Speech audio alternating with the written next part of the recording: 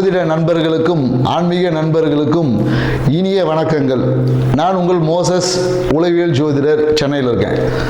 இந்த சனி பெயர்ச்சி ஏன்னாக்கா இன்னைக்கு எந்த யூடியூபர் திறந்தாலும் சனி பெயர்ச்சி, 7.5 சனி, 8.5 சனி, 9.5 சனி, இப்படின்னு பார்த்தீங்கன்னா அஷ்டம சனி, அர்த்தாஷ்டம சனி, இப்படி பல சனி பகவானை பற்றின ஒரு பயமும் பீதி அப்படியே வைத்த யூடியூப்பை பார்த்தா முடிஞ்சு போச்சு அன்றைக்கே லைஃப்ன்ற மாதிரியான தகவல்கள். என்னடா இந்த சனி பெயர்ச்சி? சரி, இது சனி பெயர்ச்சின்னா சனி பகவான் அவ்வளோ ஒரு கொடூரமான ஆளா அப்படின்ற மாதிரி சனி பகவானை பார்த்து அலறக்கூடிய, பயந்து ஓடக்கூடிய அளவுக்கு அவரை அப்படி ஒரு டெரரிஸ்ட் மாதிரி அவரை வச்சிருக்காங்க. ஆனால் உண்மையாகவே நம்ம பார்த்தீங்கன்னா சனி பகவான் அப்படிப்பட்டவரா? சனியோட காரகத்துவம் அவ்வளோ ஒரு ஒஸ்டான காரகத்துவமா?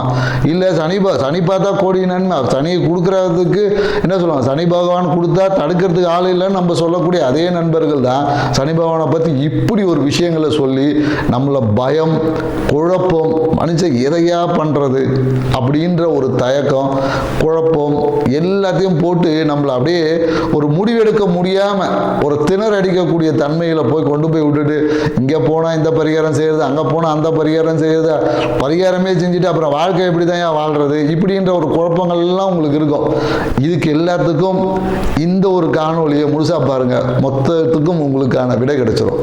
ஸோ இந்த சனி பகவானா என்ன? முதல்ல சனி பகவானா ஒன்றும் இல்லைங்க.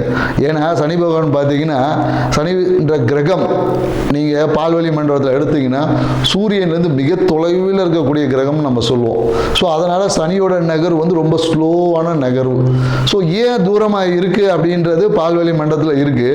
ஸோ பால்வழி மண்டலத்தில் சூரியனோட தூரமாக இருக்கிறதுனால அந்த இடத்துல வெப்பத்தோட தன்மை கொஞ்சம் கம்மியாக இருக்குது. அப்போ வெப்பத்தோட தன்மை கம்மியாக இருக்கும்போது அது ஆட்டோமேட்டிக்காக குளிர்ச்சி தான் இருக்கும். ஸோ அப்போ குளிர்ச்சியாக இருக்கிறதுனால அப்போ என்னன்னாக்கா எப்போதும் பார்த்தீங்கன்னா அந்த குளிர்ச்சி வரும்போதே நமக்குள்ளுக்குள்ள ஒரு பயம் வந்துடும், ஒரு குழப்பம் வந்துடும். ஏன்னா இதே வெப்பம் அதிகமாகும் போது நம்ம என்னன்னாக்கா இந்த பனிக்காலத்துலலாம் எடுத்து பார்த்தீங்கன்னா ஒரு சோம்பல், ஏன்னா இந்த மார்கழி மாதம்லாம் பார்த்தீங்கன்னு வச்சுக்கிங்களேன், மார்கழி மாதம், தை மாதம்லாம் பார்த்தீங்கன்னா ஒரு சோம்பல் இருக்கும். ஏன்னா அப்போ பனி, முன்பனி பின்பனி காலங்கள் இருக்குது. இந்த காலகட்டத்தில் பார்த்தீங்கன்னா உடம்பு சுறுசுறுப்பாக இருக்குது, ஒரு சோர்வாக இருக்குது. அதனால தான் பிரம்மமுகூர்த்தத்துல இருந்து காலையில் கோலம் போட சொல்லிலாம் நம்மளுடைய வழிபாட்டு முறைகள் நிறைய முறைகள் கொடுத்துருக்காங்க. ஸோ இதே தான் சனி பகவானோட தன்மைனா குளிர்ச்சி, இவ்வளோதான். குளிர்ச்சினாவே அங்கே பயம், இருட்டு. ஸோ இவ்வளோதான் விஷயங்கள். ஏன்னா இந்த குளிர்ச்சி நம்ம உடம்புக்குள்ளே வந்துட்டாவே நம்மளுடைய விஷயங்கள் எல்லாமே பார்த்தீங்கன்னா பிரச்சனைக்குரியதாக மாறும். அதே குளிர்ச்சி தான் பல விஷயத்தை சரி பண்ணக்கூடியதாக இருக்குது.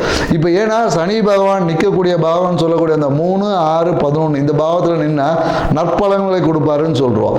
மற்ற பாவங்கள் இருந்தால் கெடுபலன்களை கொடுப்பாருன்னு சொல்லி நம்மளோட ஜோதிட சாஸ்திரம் சொல்லுது. உண்மையாகவே நற்பலன் எப்படி கிடைக்குது, கெடுபலன் எப்படி நடக்குது, இவ்வளவுதாங்க விஷயம். இதை தெரிஞ்சா உங்க வாழ்க்கையில் இந்த சனி பெயர்ச்சியில் எந்த சனி பெயர்ச்சி வேணாலும், சனி எந்த பாவத்தில் இருந்தாலும் அதை நம்ம எதிர்கொள்ள முடியும். ஸோ இப்போ இந்த 3ஆம் பாவத்தில் சனி பகவான் இருக்காரு. 3ஆம் பாவம் என்பது ஜோதிடத்தை பொறுத்தவரையும் விஜய வீரியஸ்தானம். ஸோ விஜய வீரியஸ்தானம், இந்த விஜய வீரியஸ்தானத்தில் சனி பகவானுக்குமா அந்த குளிர்ச்சி தன்மை வேணும். ஏன்னா அந்த இடத்துல நம்ம அதிகப்படியான வெப்பம் இருந்தால் என்ன ஆகும்னா நம்மளுடைய அந்த விந்தணுக்கள் சொல்லக்கூடிய எல்லாமே அந்த வீரியம் என்பது அடிபட்டு போகும்.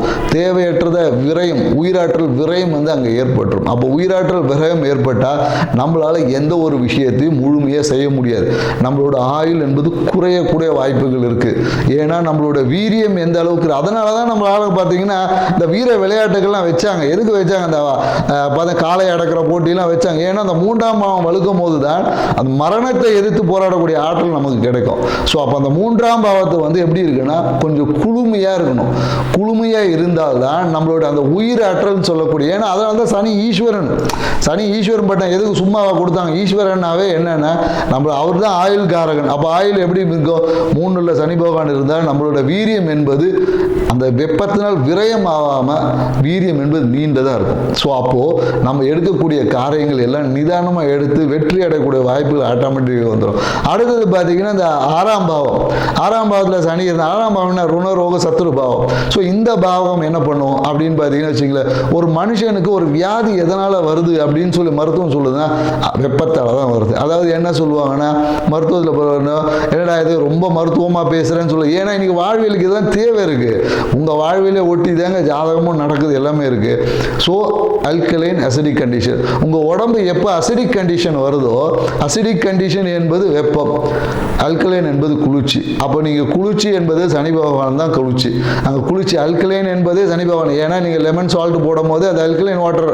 அப்போ அல்கலைன் சனியோட காரகத்துவம் தான் எலுமிச்சம்பழமே. ஸோ அப்போ அங்கன்னா அல்கலைன் வாட்டர் என்பது சனி பகவான் தான். அப்போ கேன்சரை குணமாக்கக்கூடிய ஆற்றல் கூட அதில் இருக்குன்னு தான் சொல்ல. அல்கலைன் வாட்டர் குடித்தா கேன்சரை குணமாகும் என்று இன்னைக்கு மருத்துவம் ஒத்துக்குது. ஸோ அப்போ அந்த ருண ரோக சத்துரு ஆறாம் பாத சனி பகவான் இருந்தால் இருக்கக்கூடிய மொத்த நோயும் காலி, நோயே இல்லை. எதிரி என்பதே நமக்கு கிடையாது, எதிரியே நண்பன் ஆயிடுவான். ஸோ அப்போ அந்த இடத்துல நம்ம வந்து வெப்பம் அதிகமாக இருக்கணுமோ, அது என்னது நம்ம கேன்சர், இன்னைக்கு எய்ட்ஸ், இன்னைக்கு சொல்லக்கூடியத பல வியாதிகள் எதனால் வருதுன்னா உடலில் அசிடிக் கண்டிஷன், அதாவது வெப்பம் அதிகமாக வருது. அந்த இடத்துல நமக்கு குளிர்ச்சி ஏற்படும் போது அதுவே குணமாக்கும் மருந்தாக இருக்குது. ஸோ அதனால் சனி பகவான் 6ல் இருந்தால் அபரிவிதமான நல்ல பலன் சொல்கிறேன். அதே 11ஆம் பாவம், 11ஆம் பாவம் லாபஸ்தானம், மனமகிழ்ச்சி. இப்போ லாபம் மனமகிழ்ச்சி எங்கே இருக்கும்னா இப்போ நம்ம மனமகிழ்ச்சிக்காக எங்கே போகிறோம்? ஊட்டி கொடைக்கானல் தான் போகிறோம். ஊட்டி கொடைக்கானல்லாம் என்ன குளிர்ச்சியான பிரதேசங்கள், மலை பிரதேசம் போகும்போது ஹாப்பியாக ஹனிமூன்லாம் போகிறாங்க. எதுக்கு போகிறாங்க? குளிர்ச்சி. அப்போ அந்த குளிர்ச்சி இருக்கும்போது தான் மனம் என்பது மகிழ்ச்சி அடையும். மனம் என்பது தேவையில்லாமல், மனம் என்பது அதிகப்படியான வெப்பத்தினால மனம் என்பது அலைபாயும். ஆனால் அந்த இடத்துல அலை போயாமல் அப்படியே கூலாக நிற்கும் போது உங்கள் லாபம் மன மகிழ்ச்சியெல்லாம் பெருகும். ஸோ அப்போ இந்த சனி பெயர்ச்சி, ஏன்னா இந்த அறிவியல் பூர்வமாக சில விஷயங்களை ஏன் இங்கே நம்ம சொல்கிறோன்னா, எல்லாரும் ஆன்மீக ரீதியாக நிறைய கருத்துக்கள் சொல்லியிருப்பாங்க.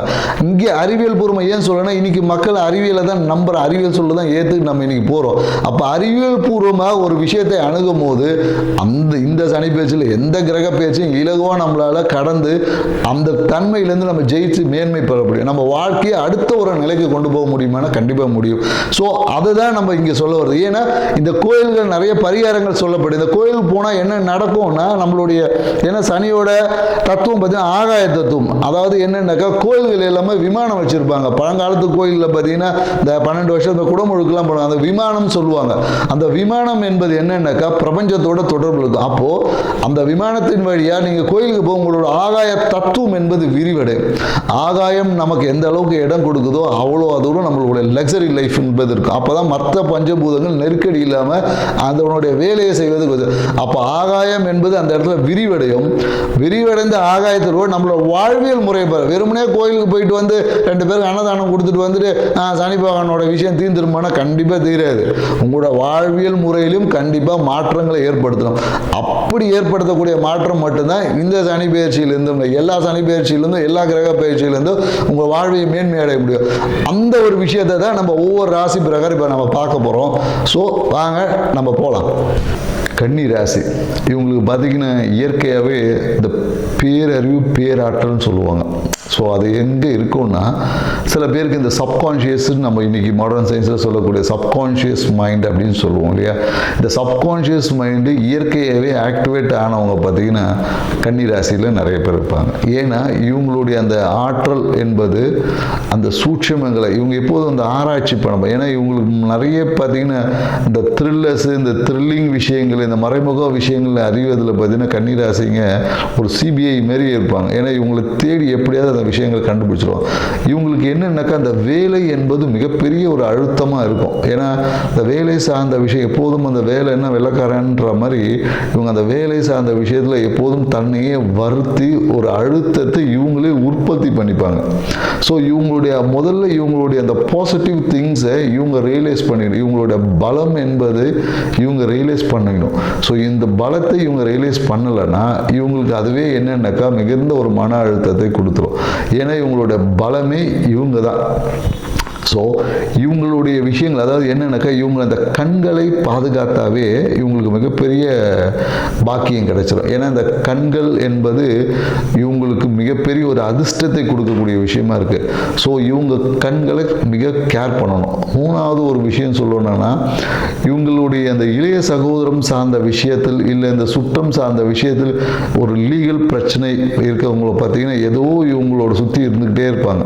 இவங்களை சுற்றி பார்த்தீங்கன்னா ஏதோ ஒரு இந்த என்ன சொல்ல மறைமுக தொழில் பிரச்சனைக்குரிய விஷயங்களை செய்யக்கூடிய நபர்கள் இவங்க சுற்றத்தில் இருந்துகிட்டே இருப்பாங்க. ஸோ அதை இவங்க தெரிந்து அதை களை எடுத்துடணும். அப்படி இல்லையா அதுவே அதனாலேயே இவங்களுக்கு அசிங்கம் அவமானத்தை சந்திக்கக்கூடிய ஒரு நபராக இருப்பாங்க. ஸோ இன்னொன்று என்னென்னாக்கா இவங்க அந்த தாய் வழி சொத்து தாய் வழி மூலயமா அனைத்து நல்லதும் கிடைச்சிடும். இவங்க அம்மான்னு சொன்னாவே போதுங்க எல்லா அதிர்ஷ்டமும் கிடைச்சிடும். ஸோ அதனால் அம்மாவை நல்லபடியாக பார்த்துக்குங்க. அம்மாவுடைய சொத்து அம்மாவுடைய விஷயங்கள் எல்லாமே இவங்களுக்கு சூப்பர். அதனால் நிறைய பார்த்தீங்கன்னா கன்னி ராசிக்குள்ள அரசியல் தலைவர்கள்லாம் இருக்காங்க. இவங்களாம் அம்மான்னு சொன்னவங்க எல்லாமே பாதி ஜெயிச்சவங்க எல்லாமே இந்த கன்னி ராசிக்குள்ளே இருப்பாங்க. ஸோ இவங்களுக்கு அம்மான்னு சொன்னாவே அதிர்ஷ்டம் இருக்குது, அவ்வளோதான். ஸோ இந்த சனி பயிற்சி இவங்களுக்கு என்னவா இருக்குன்னா, ஏன்னா சனி பகவான் பார்த்தீங்கன்னா 7ல் இருக்கார். ஸோ 7லேருந்து சனி பகவானோட பார்வை கன்னியை பார்க்கறதுனால என்ன ஆகும்னா ஒரு பதட்டம் ஆன்சைட்டி உருவாகும், அவ்வளோதான். இதுக்கு நீங்கள் பெருசாக ரொம்பலாம் யோசிக்க வேணாம். ஆன்சைட்டி உருவாகும், அதாவது பதட்டம் பரபரப்புக்குள்ளே நீங்கள் தள்ளப்படுவீங்க. அது நீங்களாக போய் விழுதுல நீங்களே உங்களை தள்ளிவிடும் சூழல். ஸோ அப்போ நீங்கள் இந்த இடத்துல என்ன பண்ணணும் அப்படின்னு பார்த்தீங்கன்னா உங்கள் சுற்றத்தில் இருந்து உங்களை நீங்கள் சரி செய்து கொள்ளணும். உங்கள் சுற்றம் உங்களை தேவையில்லாமல் இல்லீகல் இஷ்யூஸில் தள்ளிவிடும். ஸோ இதுக்கு நீங்கள் ஒரு மிகப்பெரிய பரிகாரம் சொல்லணும்னா உங்கள் கையால் இந்த சூர தேங்காய் உடைக்கணுங்க. தேங்காய் உடைச்சி பாருங்கள், உங்கள் வாழ்க்கையில் அதிர்ஷ்டம் மாறிடும். தேங்காய் உடைப்பது தான் உங்களுக்கு மிகப்பெரிய பரிகாரம். நீங்கள் சனி பகவான் இப்போ 7ல் இருக்கிறதுனால கிடையாது. நீங்கள் எப்போதும் கன்னிராசிக்காரங்க ஒரு தேங்காய் உடைச்சிட்டு ஒரு விஷயத்தை ஒரு தொழில் சார்ந்த விஷயத்தை எடுத்து பாருங்கள். வெற்றி ஆகலைன்னா கமெண்ட்ஸில் போடுங்க. ஏன்னா இதை நாம் நிறைய பேருக்கு இதை சொல்லி கொடுத்துருக்கோம். தேங்காய் உடைச்சி சூர தேங்காய் மாதிரி உடைச்சி உடனே எந்த கோயிலில் உடைக்கணும் இதெல்லாம் வேணாம். எங்கேயாச்சும் ஒன்று அடைங்க. உடைச்சாவே நீங்கள் உங்களோட தடைகள் அந்த சட்ட சிக்கல்கள் எல்லாமே தகர்த்தெறியப்படும். இல்லையா? இல்லை முருகன் கோயிலில் போய் ஒரு தேங்காய் உடைங்க, இல்லை விநாயகர் கோயிலில் உடைங்க. ஸோ ஏன்னா நம்ம தேங்காய் உடைக்கணும், இதுதான் கான்செப்ட். நீங்கள் உங்களுடைய எந்த கோயிலையாவது போய் உடைங்க. உடைச்சாவே உங்கள் பாதி விஷயம் உடைக்கப்படும். அதே போல் என்னென்னாக்கா இந்த டாக்குமெண்ட்ஸ் சார்ந்த விஷயத்தில் கொஞ்சம் கவனமாக நீங்கள் எப்போதும் இருக்கணும். ஸோ டாக்குமெண்ட்ஸ் சார்ந்த விஷயத்தில் இந்த காலகட்டத்தில் கவனம் தேவை. அதே போல் தந்தை சார்ந்த விஷயத்தில் கொஞ்சம் தந்தையோட உடல்நிலை சார்ந்த விஷயத்தில் கொஞ்சம் அக்கறை எடுத்துக்கணும். தாய் தந்தை உறவை கொஞ்சம் நல்லா பேணி காக்கணும். ஏன்னா இந்த காலகட்டத்தில் என்ன நடக்கும்னு பார்த்தீங்கன்னு வச்சுக்கிங்களேன், உங்கள் சூழ்நிலைகள் பலமாக இருக்கும், நீங்கள் வீக்காக இருப்பீங்க. அப்போ என்ன பண்ணணும், உங்களை பலப்படுத்திக்கிறது தான் இன்றைக்கி பரிகாரம். ஏற்கனவே நம்ம ஒரு பரிகாரத்தை சொல்லியது தேங்காய் உடைப்பது ஒரு பரிகாரம். உங்களை பலப்படுத்துது, உங்களுடைய ஆத்ம பலத்தை அதிகரிக்கிறதுக்கான வேலையை நீங்கள் செய்யணும். அதுக்கு என்ன பண்ணலான்னா உங்களோட குலதெய்வ வழிபாடை நீங்கள் செய்யலாம்.